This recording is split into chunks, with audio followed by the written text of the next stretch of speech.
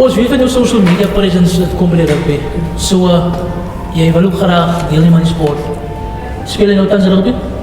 Ongelukkig nie, want oral waar ek kom is te jonk. En gewoonlik is mense bang.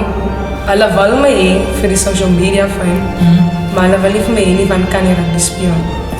Kan jy rugby speel?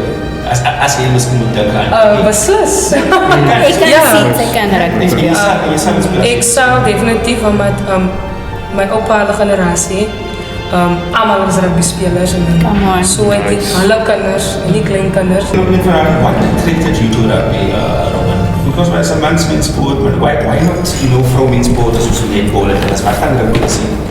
Ek het eendag het my ma vir my 'n sertifikaat gewys waar sy 'n Boland kampioen was in 1997 of 98 vir netbal.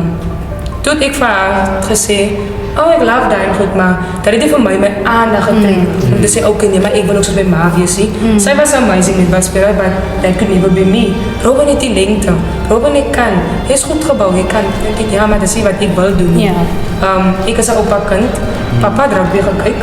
I mean, as die Hurricanes nou gespeel het, dan was Robin voor die TV. Daar is net iets omtrent die klank van 'n skop.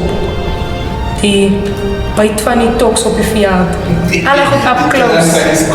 Alles van my, daar het my aandag getrek en die kontak, hoe ek sien mense kry nosebleeds en die strapping en alle goed, is dit vir my iets soos